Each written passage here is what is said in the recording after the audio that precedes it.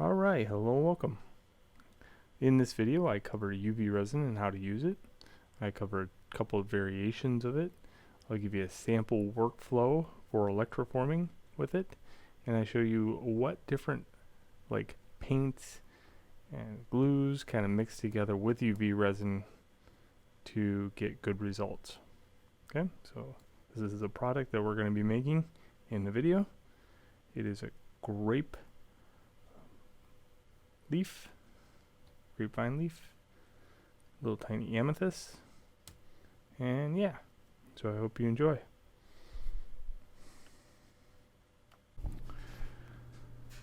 Alright, so after reviewing this video and almost releasing it, I wanted to add one section here in the video about safety.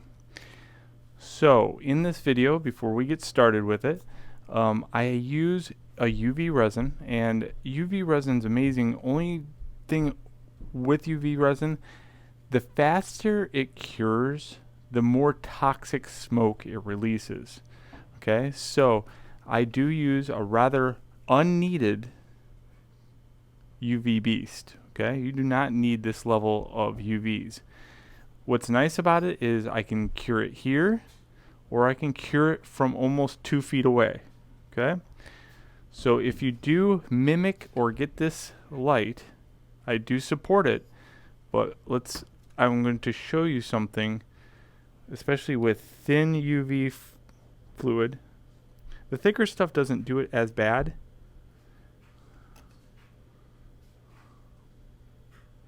So any kind of organic material or fabric or anything like that, if you get it too close,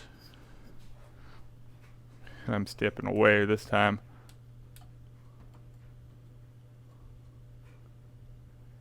Okay, I don't know if you can see that smoke, but that smoke right there, if you breathe it, you do not feel right for like a day. It's really bad, especially those who have asthma. So you do not need to cure this stuff 1 inch away from it. You can cure it like very far away from it, and the smoke doesn't occur. So I just wanted to point that out before you buy this stuff. Let's say you have asthma or you have allergies. I would tell you be careful with this stuff. I'm pretty resilient to things, but that stuff, yeah, that hit me pretty hard. So there you go. That's my safety before we actually cover UV resin part of the video. And other than that, let's move on. Alright, my first product I want to introduce is SOLAREZ. Okay. Alright, so this product comes in here. SOLAREZ. Okay, it's a really thin viscosity fluid. If you look at it, look at that drip. See how thin that is? It's like water. It's almost thinner than water. So I always kind of do a glass test with everything I do. So you can get this. Kind of look at that. Cool. So what you do is you take a UV flashlight. Okay. In this case, I have this UV flashlight by the UV Beast. Cool. Go big or go home, right? So turn it on, kind of pass over the top of it a few seconds.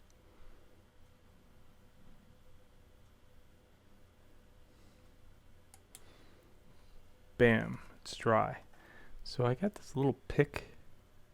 Here we go. A little disgusting pick. And you can see it comes right off the glass. Okay, so you wouldn't want to glue like a crystal to anything using this, because it doesn't have the adhesion that you want, but it can be used as a filler for some things. Okay, so it's a really handy filler. It's also really good at stiffening something up. For example, any kind of fabric or any kind of dried leaf or anything like that, you could put just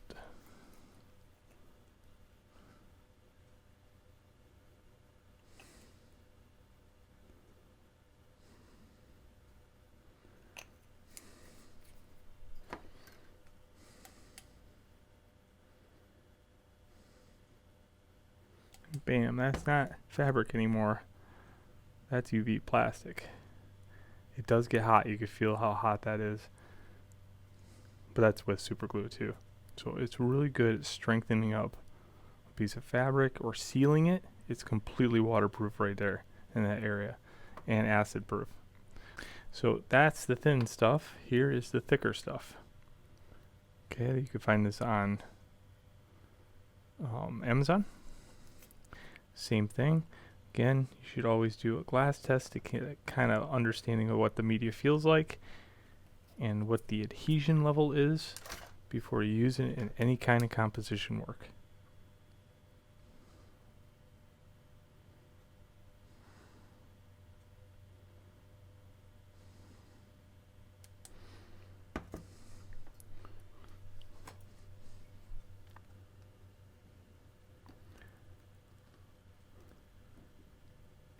That's a rather harder bond.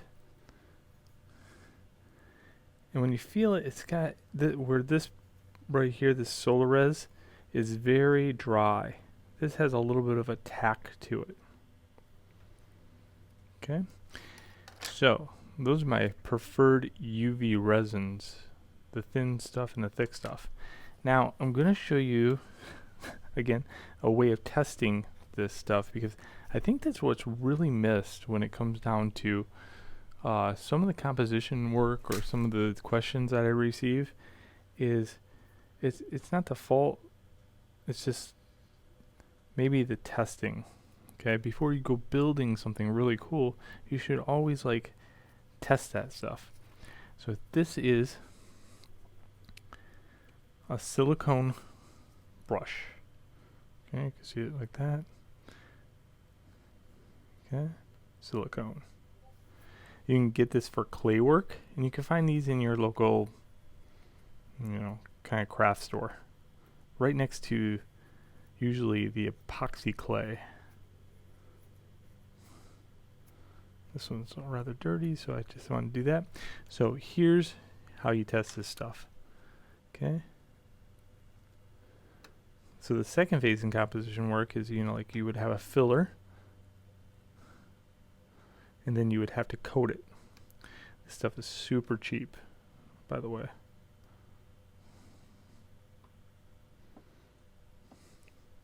I think this whole thing was like $15, and it will last you forever.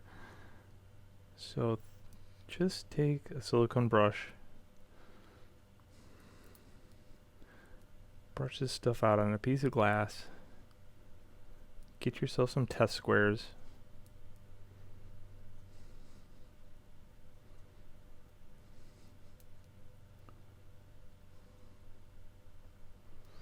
Okay, and harden it up.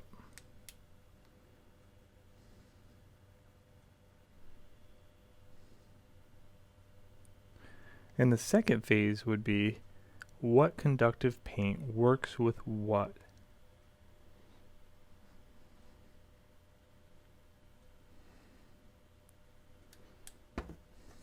And if you want to get this off your brush, you can just harden it up.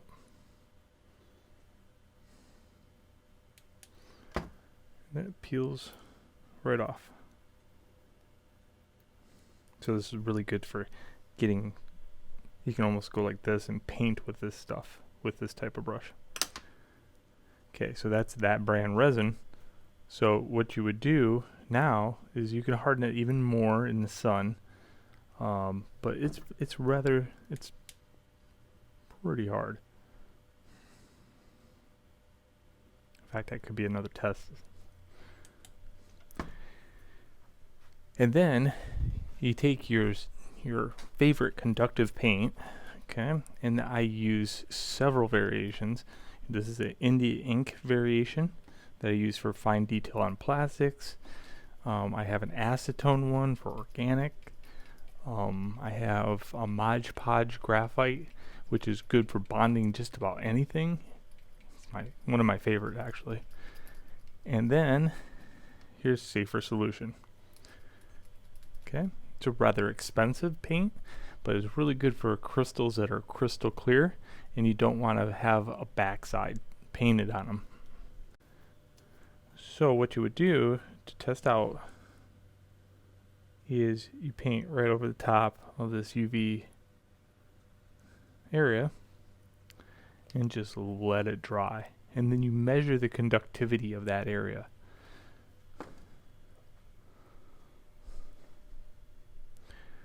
Oh, I had, yeah, I'll do the Indie ink one. This one definitely needs to be stirred.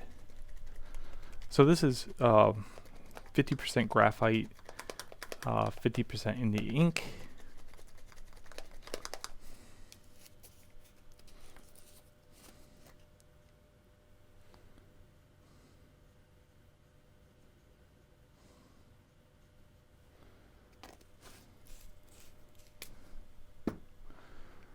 And then,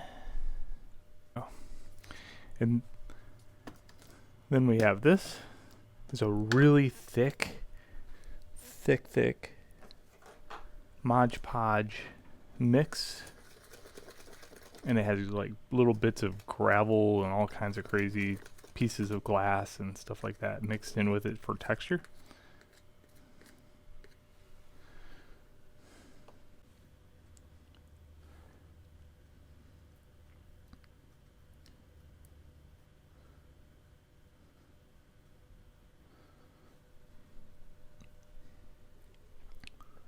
There we go.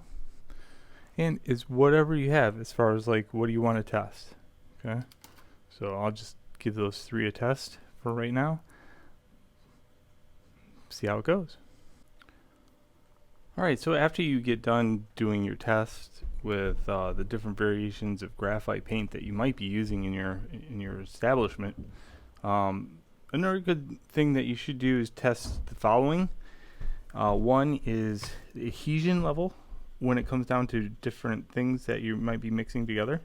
Okay, so in this case, is it hard to scrape off? Okay, and if it's hard to scrape off, it's really good.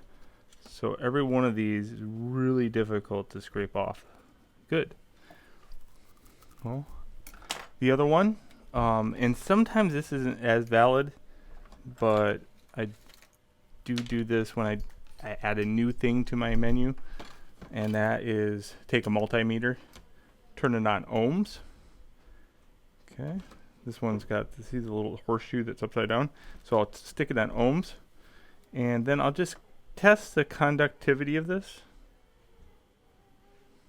and see what, if any, conductivity it has. It doesn't take a whole lot either, to be honest with you.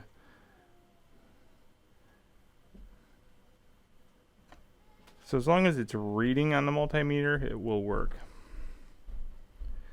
This is Safer Solution, and believe it or not, I know this works, but it's really hard to get a reading with Safer Solution. It's such a weird product. So it's not spread. It's not like I can get like a real distance here, like it has to be very close to the probe, and even then it's weird. But I know that the Safer Solution does work with the UV resin. Alright, sweet. So that's just a little example on what you should do to test before you start using any kind of UV resin. Test your paint, test your UV resin. I also want to kind of show you what else you can do with UV resin. Alright, so this next section of the video, I'm going to be working with organics and organic, a leaf. And what I want to do is point out that UV resin does not like moisture whatsoever. So if you are to use organics with the UV resin, you must completely dry them out. Okay, so I do that with a thing called Desiccant Powder. It can be found in cat litter, it can be found in diapers, but don't go to the supermarket looking for this stuff. Make sure that you buy the one that is specific to drying organic flowers and stuff like that. I'll put a link below, and it turns out so much better for it. It's a real fine, and it fits in all the cracks and crevices and does a really nice job.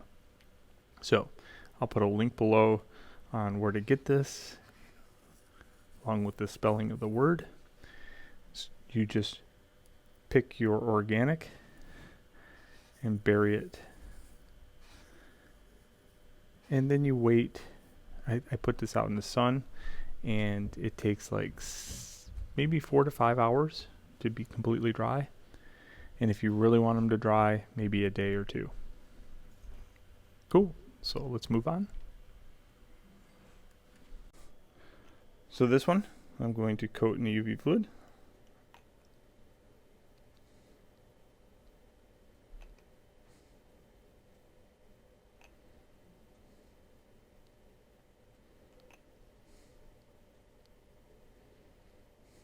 And this one I'm going to stick outside in the sunlight and just let it do its thing, like soak up UVs a little less evasively.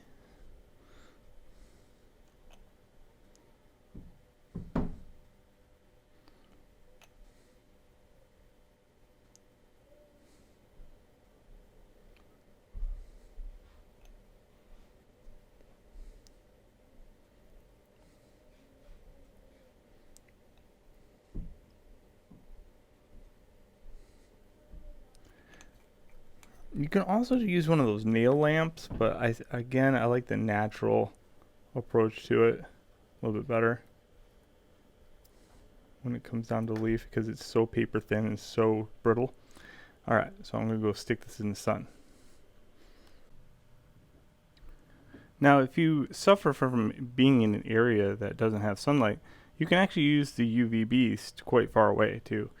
Let's say 2 feet away from the product, and you know the UVs are hitting you because this is my hand, okay, and I have it about 2 feet away, and I can feel like I'm getting a suntan from this flashlight. So that's another way to do it.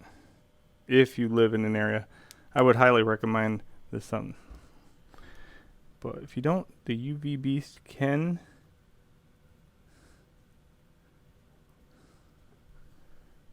do it from a larger distance.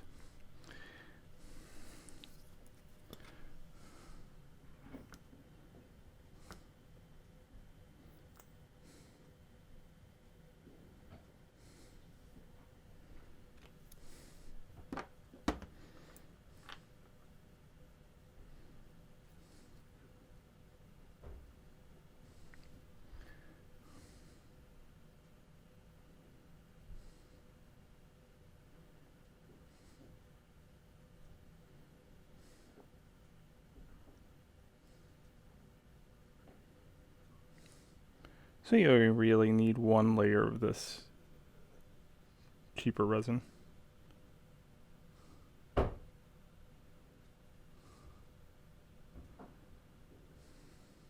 Especially if you were making earrings, you wouldn't want this product to be very heavy.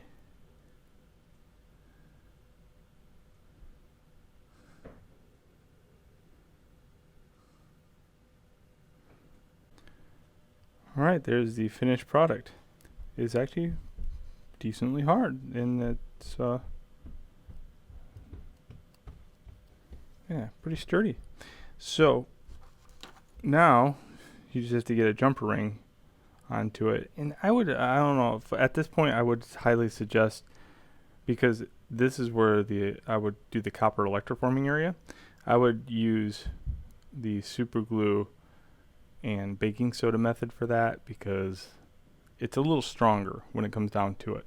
Okay, I will mount a jump ring on there just for the fun of it. So Bob Smith MaxiCure. You always have to keep a drill bit over on the other side on whatever Dremel that you have to drill this out every time, because it always dries out. So you just drill it. So for whoever's never seen this trick, you should probably watch some of my other videos, but that's okay. what I want to do is just kind of flush up this. I could probably just break that off. Yeah, good. I can just break that off because it's not as hard. I'll leave this out in the sun for a day. Okay, so I put some super glue, and this is some baking soda. I'm going to do this off to the side so it doesn't get all over the place.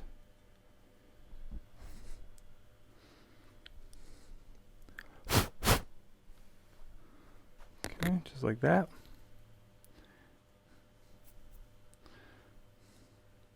Okay, then we put just another drop of glue there.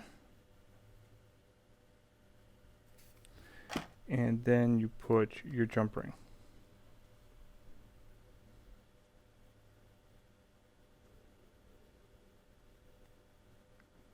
Hold it for a couple seconds. And bam. That's how it works. Then just a smidge more baking soda.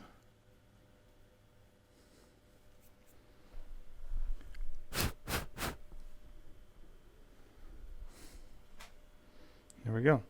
So this dust right here, you can get that off with a brush. After it hardens, it doesn't stick to it whatsoever. Or you could also, and I've done this a lot, is dip it in a very, very diluted version of sulfuric acid, because we use sulfuric acid in electroforming anyway. So you just dip it in there, and then it'll take it and dissolve the baking soda. Water will not work, to be honest with you. It has to have a little bit of acid in the water. Not much, just a teeny tiny bit. Alright, so after you get the jump ring on and it's dry, just take a brush, a dry brush, and then just clear up the powder. There we go. That is ready for some electroforming paint. So in this case I have to use safer solution because you can see the back side of the paint if you use black paint. So don't use black paint because you'll see that.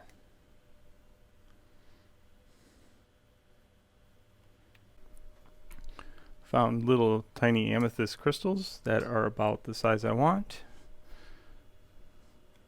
Continuing with this composition, so add a little bit of super glue right there.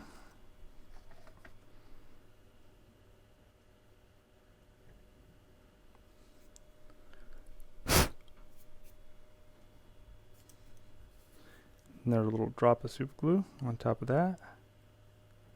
And you must do it while it's wet. Okay. So in this case they are sort of clear crystals, and what I want to do is make it so they can see the side on the other side of the leaf.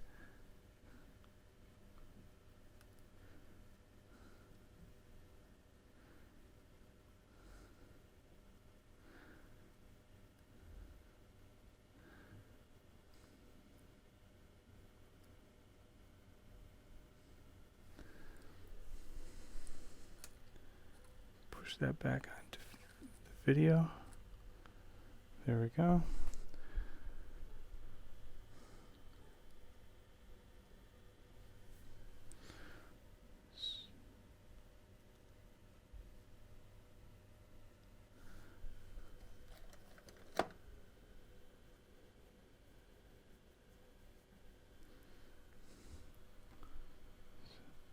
Just like that.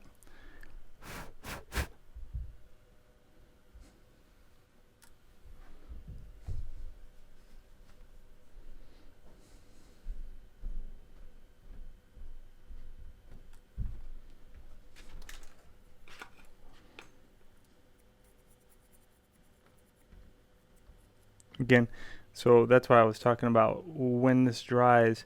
You can see how like it's hard to get a brush in back of this.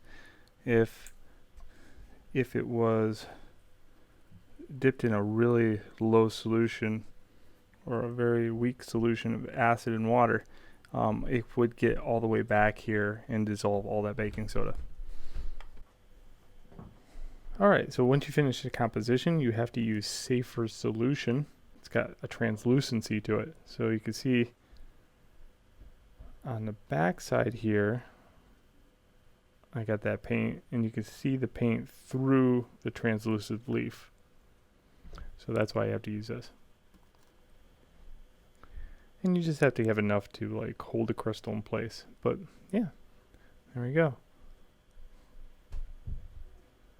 So just let that dry, and then I can electroform it.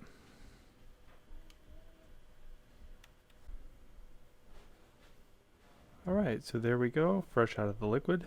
Gave you a white background to see all the veins in the leaf. All electroformed and everything. So, that is the power of UV resin. I hope you enjoyed.